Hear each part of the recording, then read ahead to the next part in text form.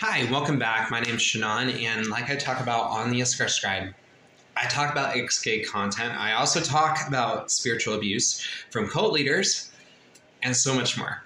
But if you haven't seen the Jubilee video that has come out, where they take LGBTQ and former LGBTQ, you need to go see it. Now, I've seen a couple different things. The best stance that I have found to describe the ex-gay stance is actually by Blaire White.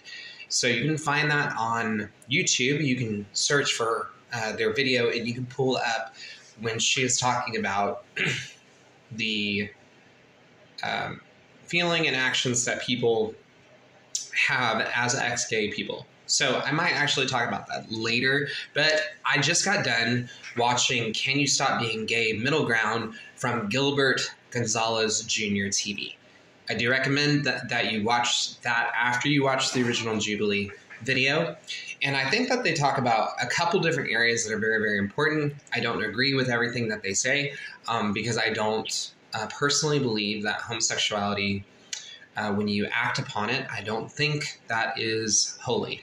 So that is a stance that I have to clarify.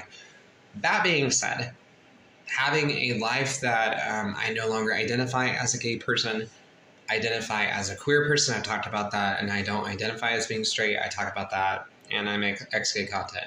Because being ex-gay has a lot to do with giving up ideology, philosophy, and a religion than it does, in my opinion, with your sexual orientation. And that's a lot of what they are stressing. They're stressing an ideology that they don't necessarily have all of the conclusive evidence. This is just a field that is so complex. And this was actually commentated online by another person who, let me see if I can find the video real quick. That would be Amala Ekpunobi. I hope I'm saying their name right. It's just a different name. So they actually do a response. They do a very great response that is pretty middle ground on the middle ground video. So if you haven't seen it, go watch that in conjunction to the reaction. So there's really 3 videos and they're all like an hour long. I watched them, but I recommend that you do as well. Like I said in my my video that I had just made, I think that Brandon, out of all of them, there's 2 main things that I really just think are utterly appalling. Saying what the fuck, or how the fuck am I supposed to hug ex-gay people? And my agenda is to prove that all ex-gay people are lying. Now, there is some truth, as I've talked about before, that some people lie about having attractions. I've talked about how I have attractions towards men and women.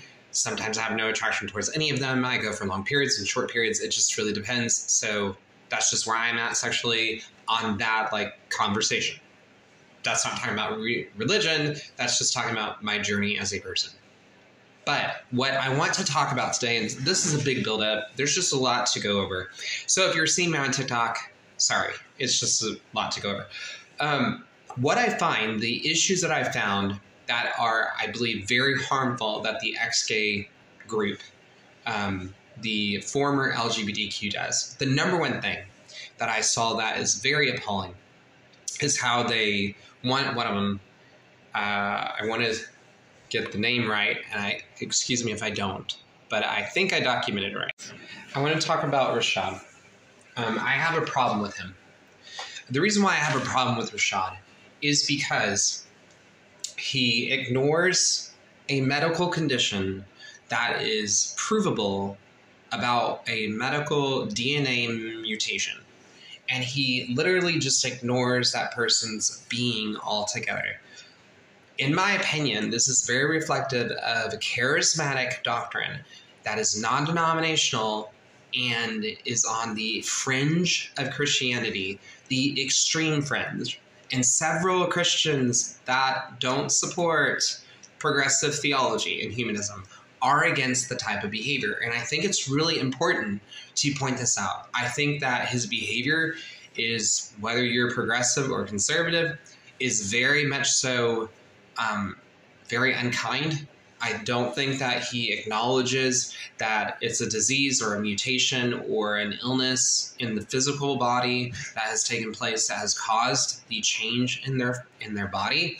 And I think that he's just overall uninformed on the subject. Now, I've been making content and I'm about to be able to start doing videos that are longer on YouTube. But for the time being and for the sake of this video, I have to consolidate these things.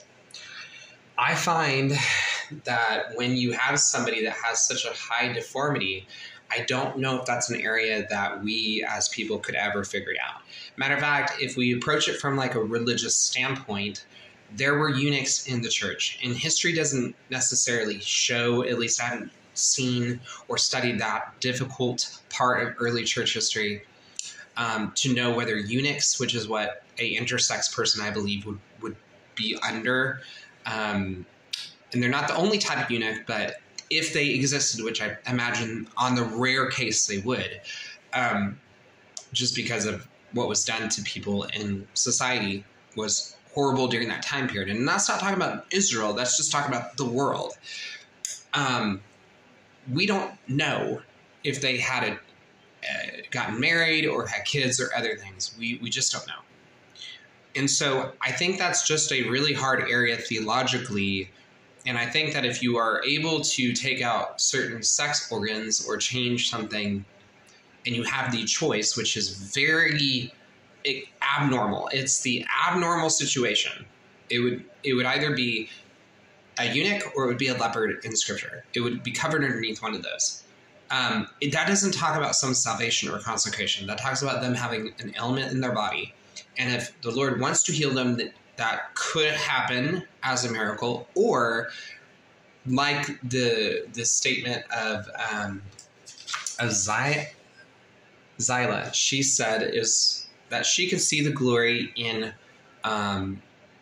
Abigail. So I think it's really important to focus on that. I don't think that you powering through explains all of what it means to live life that's consecrated. I think that's a part of Christianity. I know that there are several aspects to ex-gays that I have covered that don't involve religion. And if you missed those, go on my playlist, go watch them. They're on YouTube, you can find them. But my point being is that this is probably the most damaging thing. What's also very damaging, like I pointed out before, most of the people that were there, they're very young in faith, and it's very much so, not all of them, I think, but they're very unlearned in general. From what I'm seeing, they have interesting pasts, they're very passionate, but I feel like they just really were talking about a lot of the points through the lens of deliverance ministry. And I really don't know any other way to say that, which is why this video will be considered a charismatic chaos film as well as this review. I just think it's so abusive when you walk up to somebody and say, you're just a demon or you're just demonic. I don't think that demons and spirits constitute everything. And I don't think everything is a curse. I don't think everything causes a land also to be cursed. I think that that can happen. I think that maybe there is some argument like Samuel brought up, and I'm not going down that bandwagon. I'm just talking about how people dehumanize people. And I agree with the Gonzalez's clip. I think it was, oh gosh, the therapist's name. I can't remember her name. It's my first time of actually seeing her, so if you're seeing this, sorry, I don't know your name off the top of my head. Candace, the one who doesn't know how to hug ex-gay people. And I mean that with all respect. She was probably just caught off guard. That's like she probably just didn't know like how to respond because of the situation. I just don't think that's a great response to have as a therapist. And I think that that's just very unkind. But I digress. My point being is that this is very harmful, and I don't think that's reflective of all the ex-gay community. Leave a comment below. I'd love to hear what you think. Go ahead and like, share, comment, and I will see you on the flip side. And you can support my work on patreon.com. All the details are in my YouTube clip below. And you can check me out on all social media. And together, we can make the world a more peaceful